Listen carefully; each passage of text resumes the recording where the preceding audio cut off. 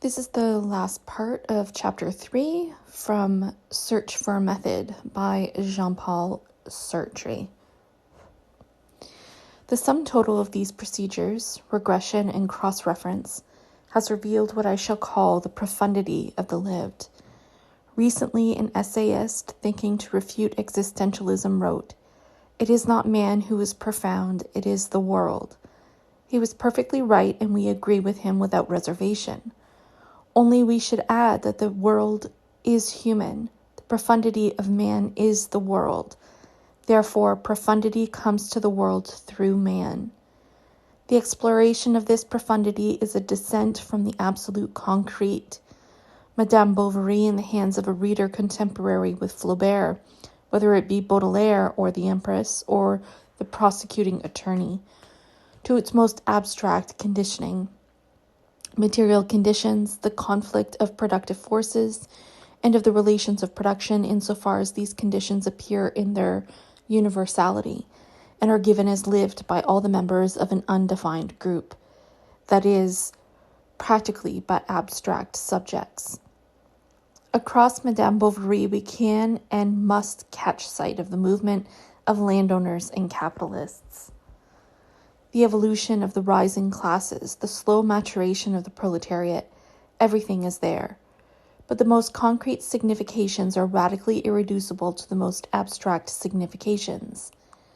The differential at each signifying plane reflects the differential of the higher plane by impoverishing it and by contracting it. It clarifies the differential of the lower plane and serves as a rubric for the synthetic unification of our most abstract knowing. This cross-reference contributes to enrich the object with all the profundity of history. It determines within the historical totalization the still empty location for the object. At this point in our research, we have still not succeeded in revealing anything more than a hierarchy of heterogeneous significations. Madame Bovary, Flaubert's femininity, his childhood in a hospital building, existing contradictions in the contemporary petite bourgeoisie, the evolution of the family, of property, etc. Each signification clarifies the other, but their irreducibility creates a veritable discontinuity between them.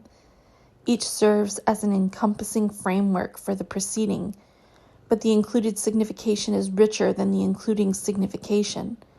In a word, we have only the outline for the dialectical movement, not the movement itself. It is then and only then that we must employ the progressive method. The problem is to recover the totalizing movement of enrichment, which engenders each moment in terms of the prior moment, the impulse which starts from lived obscurities in order to arrive at the final objectification. In short, the project by which Flaubert, in order to escape from the petite bourgeoisie, will launch himself across the various fields of possibles toward the alienated objectification of himself, and will constitute himself inevitably and indissolubly as the author of Madame Bovary, and is that petit bourgeois which he refuses to be. This project as a meaning, it is not the simple negativity of flight. This project has a meaning. It is not the simple negativity of flight. By it, a man aims at the production of himself in the world as a certain objective totality. It is not the pure and simple abstract decision to write which makes up the peculiar quality of Flaubert, but the decision to write in a certain manner in order to manifest himself in the world in a particular way. In a word, it is the particular signification, within the framework of the contemporary ideology, which he gives to literature as the negation of his original condition and as the objective solution to his contradictions. To rediscover the meaning of this wrenching away from toward, we shall be aided by our knowing all the signifying planes which he has traversed, which we have interpreted as his footprints, and which have brought him to the final objectification. We have the series as we move back and forth between material and social conditioning and the work. The problem is to find the tension extending from objectivity to objectivity, to discover the law of expansion which surpasses one signification by means of the following one, and which maintains the second in the first. In truth, the problem is to invent a movement, to recreate it. But the hypothesis is immediately verifiable.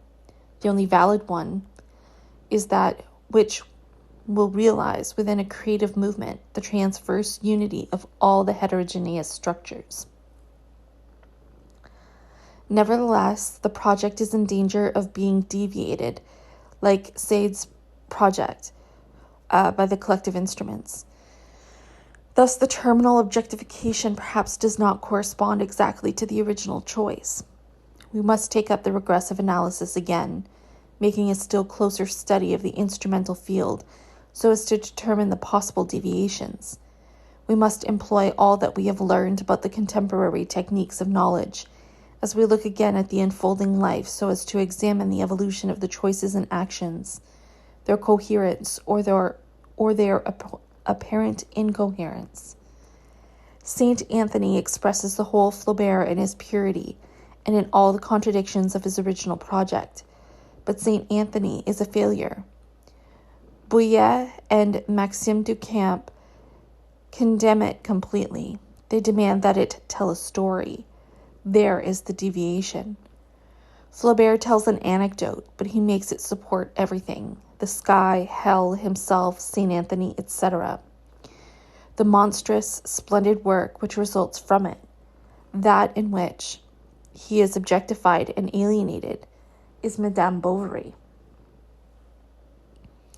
Thus the return to the biography shows us the hiatuses, the fissures, the accidents, at the same time that it confirms the hypothesis of the original project, by revealing the direction and continuity of the life. We shall define the method of the existentialist approach as a regressive, progressive, and analytic synthetic method. It is at the same time an enriching cross-reference between the object, which contains the whole period as hierarchized significations, and the period, which contains the object in its totalization.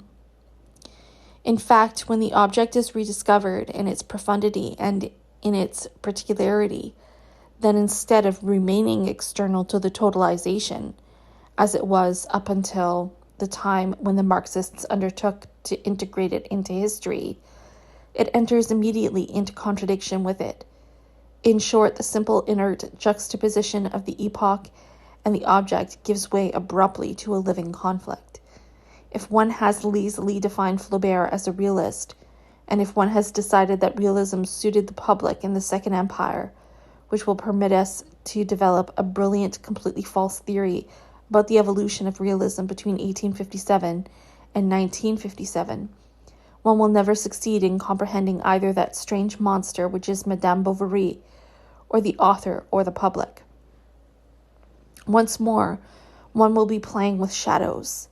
But if one has taken the trouble in a study which is going to be long and difficult to demonstrate within this novel the objectification of the subjective and its alienation, in short, if one grasps it in the concrete sense which it still holds at the moment when it escapes from its author and at the same time from the outside as an object which is allowed to develop freely, then the book abruptly comes to oppose the objective reality which it will hold for public opinion, for the magistrates, for contemporary writers. This is the moment to return to the period and to ask ourselves, for example, this very simple question. There was at that time a realist school. Courbet in painting and Duranty in literature were its representatives.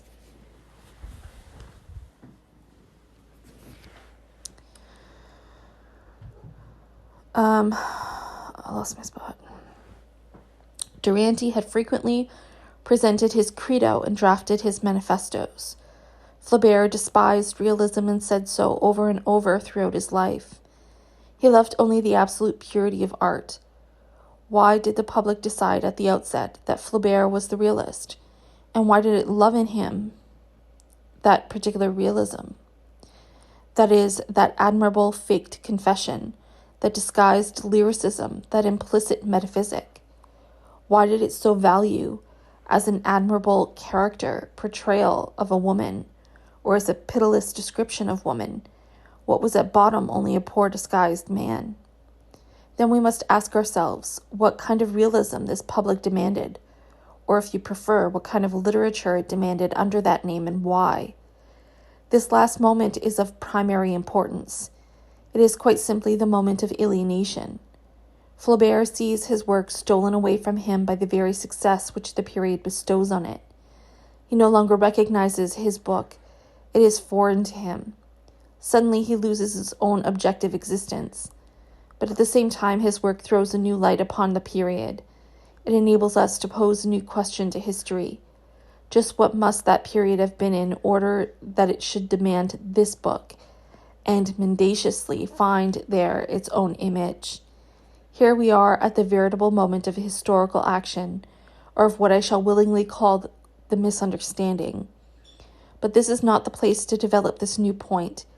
It is enough to say by way of conclusion that the man and his time will be integrated into the dialectical totalization when we have shown how history surpasses this contradiction. Man defines himself by his project. This material being perpetually goes beyond the condition which is made for him. He reveals and determines his situation by transcending it in order to objectify himself, by work, action, or gesture. The project must not be confused with the will, which is an abstract entity, although the project can assume a voluntary form under certain circumstances. This immediate relation with the other than oneself, beyond the given and constituted element or elements, this perpetual production of oneself by work and praxis is our peculiar structure. It is neither a will nor a need nor a passion, but our needs, like our passions or like the most abstract of our thoughts, participate in this structure. They are always outside of themselves toward. This is what we call existence. And by this we do not mean a stable substance which rests in itself, but rather a perpetual disequilibrium, a wrenching away from itself with all its body. As this impulse toward objectification assumes various forms according to the individual, as it projects us across a field of possibilities, some of which we realize to the exclusion of others, we call it also choice or freedom. But it would be a mistake to accuse us of introducing the irrational here, of inventing a first beginning unconnected with the world, or of giving to man a freedom fetish. This criticism, in fact, could only issue from a mechanist philosophy. Those who would direct it at us do so because they would like to reduce praxis, creation, invention, to the simple reproduction of the elementary given of our life. It is because they would like to explain the work, the act, or the attitude by the factors which condition it. Their desire for explanation is a disguise for the wish to assimilate the complex to the simple, to deny the specificity of structures, and to reduce change to identity. This is to fall back again to the level of scientific determinism. The dialectical method, on the contrary, refuses to reduce. It follows the reverse procedure. It surpasses by conserving, but the terms of the surpassed contradiction cannot account for either the transcending itself or the subsequent synthesis. On the contrary, it is the synthesis which clarifies them and which enables us to understand them. For us, the basic contradiction is only one of the factors which delimit and structure the field of possibles. It is the choice which must be interrogated if one wants to explain them in their detail, to reveal their singularity. That is, the particular aspect in which, in this case, generality is presented, and to understand how they have been lived. It is the work or the act of the individual which reveals to us the secret of his conditioning. Flaubert, by his choice of writing, discloses to us the meaning of his childish fear of death, not the reverse. By misunderstanding these principles, contemporary Marxism has prevented itself from understanding significations and values.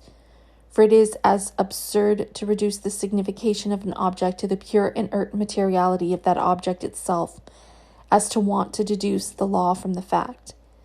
The meaning of a conduct and its value can be grasped only in perspective by the movement which realizes the possibles as it reveals the given. Man is, for himself and for others, a signifying being, since one can never understand the slightest of his gestures without going beyond the pure present and explaining it by the future. Furthermore, he is a creator of signs to the degree that, always ahead of himself, he employs certain objects to designate other absent or future objects. But both operations are reduced to a pure and simple surpassing. To surpass present conditions toward their later change, and to surpass the present object toward an absence, are one and the same thing. Man constructs signs because in his very reality he is signifying, and he is signifying because he is a dialectical surpassing of all that is simply given. What we call freedom is the irreducibility of the cultural order to the natural order. To grasp the meaning of any human conduct, it is necessary to have at our disposal what German psychiatrists and historians have called comprehension. But what is involved here is neither a particular talent nor a special faculty of intuition. This knowing is simply the dialectical movement which explains the act by its terminal signification in terms of its starting conditions. It is originally progressive. If my companion suddenly starts toward the window, I understand his gesture in terms of the material situation in which we both are. It is, for example, because the room is too warm. He is going to let in some air. This action is not inscribed in the temperature. It is not set in motion by the warmth as by a stimulus provoking chain reactions. There is present here a synthetic conduct which, by unifying itself, unifies before my eyes the practical field in which we both are. The movements are new. They are adapted to the situation, to particular obstacles. This is because the perceived settings are abstract, motivating schemata and insufficiently determined. They are determined within the unity of the enterprise. It is necessary to avoid that table.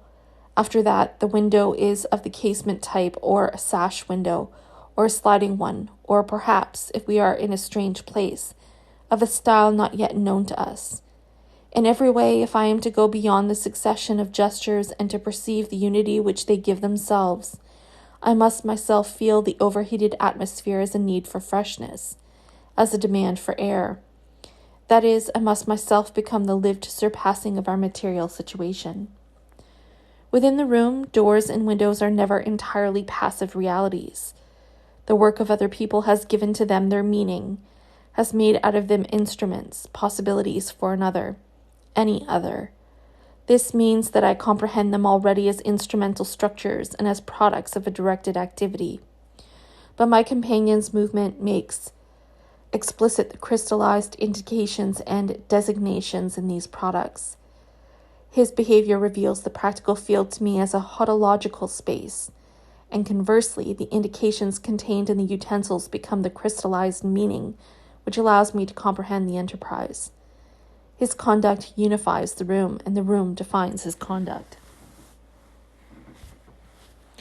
What we have here is so clearly an enriching surpassing for both of us that this conduct, instead of being first clarified by the material situation, can reveal the situation to me.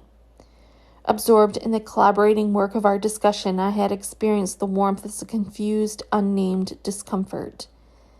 In my companion's gesture, I see at once both his practical intention and the meaning of my discomfort.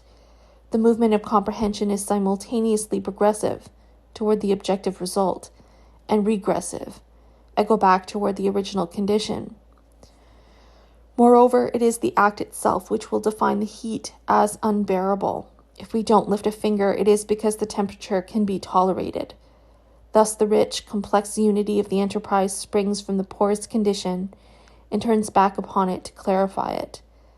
Furthermore, at the same time, but in another dimension, my companion reveals himself by his conduct.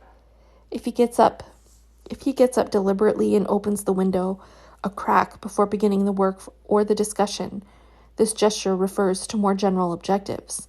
The will to show himself methodical, to play the role of an orderly man, or his real love of order. He will appear very different if he suddenly jumps to his feet and throws the casement window wide open, as if he were suffocating. Here also, if I I am to be able to comprehend him, it is necessary that my own conduct in its projective movement should inform me about my own inner depths. That is, about my wider objectives and the conditions which correspond to the choice of these objectives. Thus, comprehension is nothing other than my real life. It is the totalizing movement which gathers together my neighbor, myself, and the environment in the synthetic unity of an objectification in process. Precisely because we are a project, comprehension may be entirely regressive.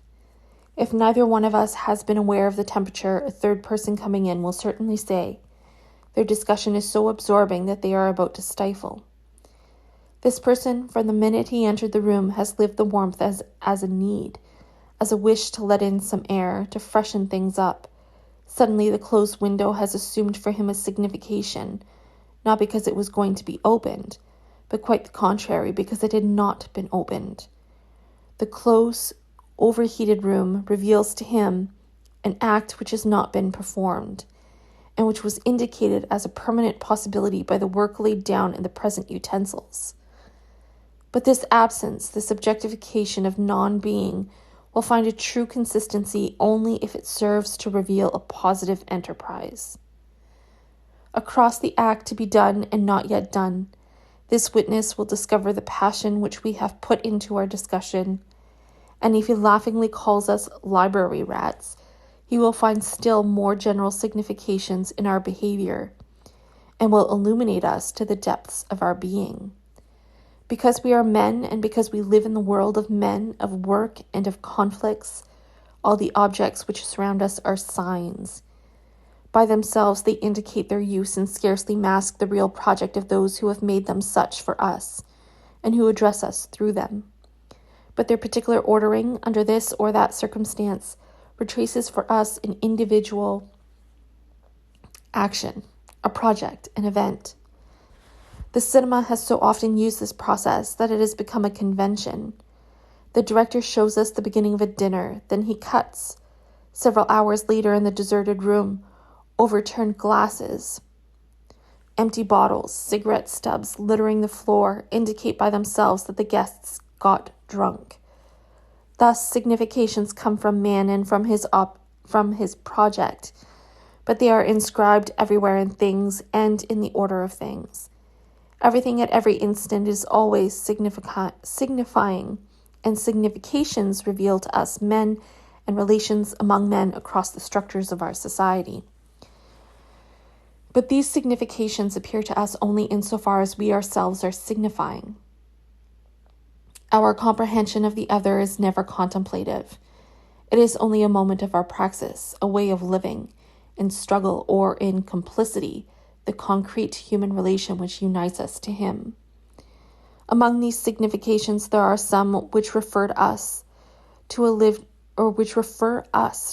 situation, to specific behavior, to a collective event. This would be the case, if you like, with those shattered glasses which on the screen are charged with retracing for us the story of an evening's orgy. Others are simple indications, such as an arrow on the wall in a subway corridor. Some refer to collectives. Some are symbols, the reality signified as present in them as the nation is in the flag. Some are statements of utility. Certain objects are offered to me as means, a pedestrian crossing, a shelter, etc. Still others, which we apprehend especially, but not always, by means of the visible, immediate behavior of real men, are quite simply ends. We must resolutely reject the so-called positivism which imbues today's Marxist and impels him to deny the existence of these last significations. The supreme mystification of positivism is that it claims to approach social experience without any a priori, whereas it has decided at the start to deny one of its fundamental structures and to replace it by its opposite. It was legitimate for the natural sciences to free themselves from the anthropomorphism which consists in bestowing human properties on inanimate objects. But it is perfectly absurd to assume by analogy the same scorn for anthropomorphism where anthropology is concerned. When one is studying man, what can be more exact or more rigorous than to recognize human properties in him? The simple inspection of the social field ought to have led to the discovery that the relation to ends is a permanent structure of human enterprises, and that it is on the basis of this relation that real men evaluate actions, institutions, or economic constructions. It ought to have been established that our comprehension of the other is necessarily attained through ends. A person who from a distance watches a man at work and says, "I don't understand what he is doing," will find that clarification comes when he can unify the disjointed moments of this activity, thanks to the anticipation of the result aimed at. A better example: in order to fight to outwit the opponent, a person must have at his disposal several systems of ends at once. In boxing, one will grant to a feint its true finality, which is, for example, to force the opponent to lift his guard.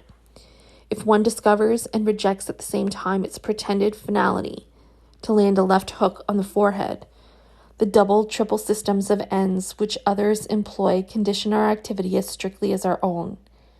A positivist who held on to his teleological color blindness in practical life would not live very long.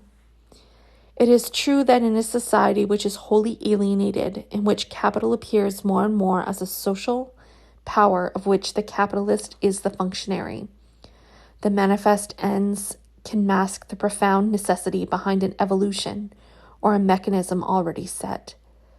But even then, the end as the signification of the lived project of a man or of a group of men remains real, to the extent that, as Hegel said, the appearance possesses a reality as appearance.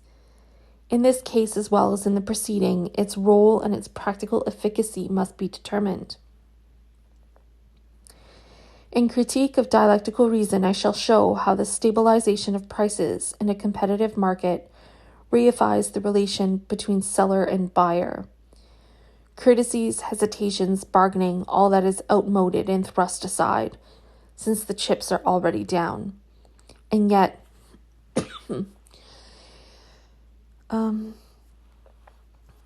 each of these gestures is lived by its author as an act. Of course, this activity does not belong to the domain of pure representation, but the permanent possibility that an end might be transformed into an illusion characterizes the social field and the modes of alienation. It does not remove from the end its irreducible structure. Still better, the notions of alienation and mystification have meaning only to the precise degree that they steal away the ends and disqualify them. There are therefore two conceptions which we must be careful not to confuse. The first, which is held by numerous American sociologists and by some French Marxists, foolishly substitutes for the givens of experience an abstract causalism, or certain metaphysical forms or concepts such as motivation, attitude, or role, which have no meaning except in conjunction with a finality. The second recognizes the existence of ends wherever they are found, and limits itself to declaring that certain among them can be neutralized at the heart of the historical process of totalization. This is the position of true Marxism and of existentialism. The dialectical movement which proceeds from the objective conditioning to objectification enables us to understand that the ends of human activity are not mysterious entities added on to the act itself. They represent simply the surpassing and the maintaining of the given in an act which goes from the present toward the future. The end is the objectification itself, inasmuch as it constitutes the dialectical law of human conduct and the unity of its internal contradictions. The presence of the future at the heart of the present will not be surprising if one stops to consider that the end is enriched at the same time as the action itself. It surpasses this action inasmuch as it makes the unity of the action. But the content of this unity is never more concrete nor more explicit than the unified enterprise is at the same instant. From December 1851 until April 30th, 1856, Madame Bovary made the real unity of all Flaubert's actions. But this does not mean that the precise concrete work, with all its chapters and all its sentences, was figuring at the heart of the writer's life in 1851, even as an enormous absence. The end is transformed. It passes from the abstract to the concrete, from the global to the detailed. At each moment, it is the actual unity of the operation, or, if you prefer, the unification of the means in action. Always on the other side of the present, it is fundamentally only the present itself, seen from its other side. Yet in its structures, it holds relations with a more distant future. Flaubert's immediate objective to conclude this paragraph is itself clarified by the distant objective, which sums up the whole operation to produce this book. But as the desired result is more of a totalization, it becomes that much more abstract. At first, Flaubert writes to his friends, "I would like to write a book which would be like this, like that." The obscure sentences which he uses at this stage have more meaning for the author than they have for us, but they give neither the structure nor the real content of the work. Still, they will not cease to serve as a framework for all the later creative work, for the plot, for the choice of characters. The book which must be this and that is also Madame Bovary.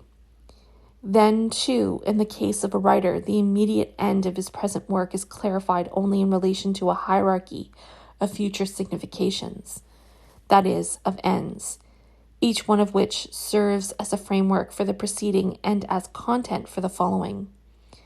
The end is enriched in the course of the enterprise. It develops and surpasses its contradictions along with the enterprise itself.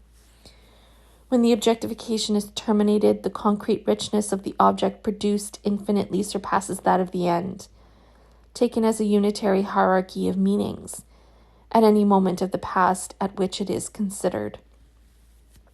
But this is precisely because the object is no longer an end. It is the product in person of labor, and it exists in the world, which implies an infinity of new relations. The relation of its elements, one with the other, within the new objective milieu, its own relation with the other cultural objects, the relation between itself as a cultural product and men. Such as it is in its reality as an objective product, it necessarily refers back to an elapsed, now vanished operation, for which it has served as end.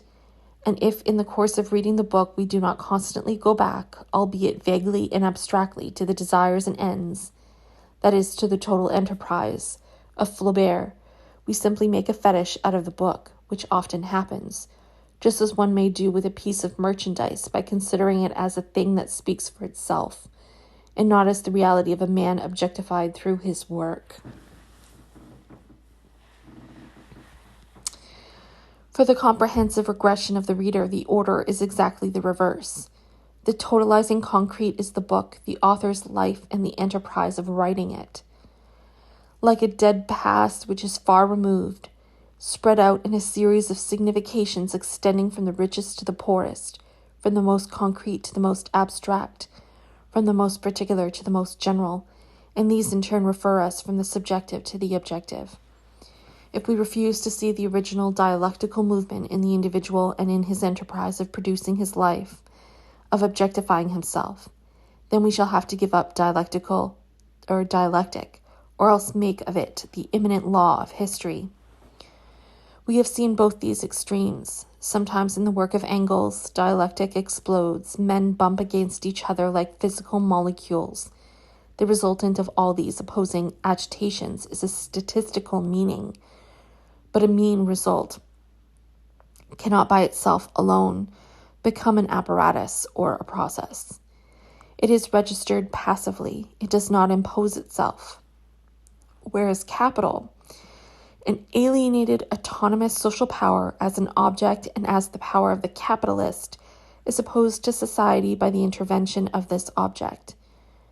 To avoid the mean result and the Stalinist statistical fetishism, non-communist Marxists have preferred to dissolve the concrete man in synthetic objects, to study the contradictions and movements of collectives as such. They have gained nothing by this. Finality takes refuge in the concepts which they borrow or forge. Bureaucracy becomes a person with his enterprises, his projects, etc. He has attacked the Hungarian democracy, another person, because he could not tolerate, and with the intention of, etc. The escape from scientific determinism only to fall into absolute idealism. In truth, the passage from Marx shows that he admirably understood the problem. Capital is opposed to society, he said, and yet it is a social power. The contradiction is explained by the fact that capital has become an object. But this object, which is not a social mean, but on the contrary an anti-social reality, is maintained as such only to the extent that it is sustained and directed by the real and active power of the capitalist, who is in turn entirely possessed by the alienated objectification of his own power. For his power becomes the object of other surpassings by other capitalists. These relations are molecular because there are only individuals in particular relations among them. Opposition, alliance, dependence, etc. But they are not mechanical because in no case are we dealing with the colliding of simple inertias. Within the unity of his own enterprise, each person surpasses the other and incorporates him as a means, and vice versa. Each pair of unifying relations is in turn surpassed by the enterprise of a third. Thus, at each level, there are constituted hierarchies of enveloping and enveloped ends, where the former steal the signification from the latter, and the latter aim at shattering the former. Oh, Jesus Christ. My cat was rolling around in the tub and he's soaking wet. Not cool. Each time that the enterprise of a man or of a group of men becomes an object for other men who surpass it toward their ends and for the whole of society, this enterprise guards its finality as its real unity, and it becomes for the very people who initiated it an external object which tends to dominate them and to survive them. In Critique of Dialectical Reason, we shall see certain general conditions for this alienation. Thus are constituted systems, apparatuses, instruments, which are real objects, possessing material bases in existence. At the same time, they are processes, pursuing within society and often against them, ends which no longer belong to anybody, but which, as the alienating objectification of ends really pursued, become the objective, totalizing unity of collective objects. The process of capital offers this rigor and this necessity only in a perspective that makes of it not a social structure or a regime, but a material apparatus, whose relentless movement is the reverse side of an infinity of unifying surpassings. Therefore, for a given society, the correct procedure will be to take into account both the living ends which correspond to the particular effort of a person, of a group, or of a class, and also the impersonal finalities, the byproducts of our activity which derive their unity from it, and which ultimately become the essential imposing their structures and their laws on all our enterprises. The social field is full of acts with no author, of constructions without constructor. If we rediscover in man his veritable humanity, that is, the power to make history by pursuing his own ends, then in a period of alienation we shall see that the non-human is presented with all the appearances of the human, and the collectives, perspectives of flight across men, retain in themselves the finality which characterizes human relations. This does not mean, of course, that everything is either a personal finality or an impersonal one. Material conditions impose their factual necessity. The fact is that there is no coal in Italy. All the industrial evolution of this country in the 19th and 20th centuries depends on this irreducible given. But as Marx has often insisted, the geographical givens, or any other kind, can act only within the compass of a given society, in conformity with its structures, its economic regime, the institutions which it has given itself. What does this mean if not that the necessity of fact can be grasped only by means of human constructions? The indissoluble unity of these apparatus, these monstrous constructions with no author, in which man loses himself and which forever escape him, with their rigorous functioning, the reversed finality, which should be called, I think, counter-finality, with their pure or natural necessities, and the furious struggle of alienated men. This indissoluble unity must appear to every inquirer who wants to comprehend the social world.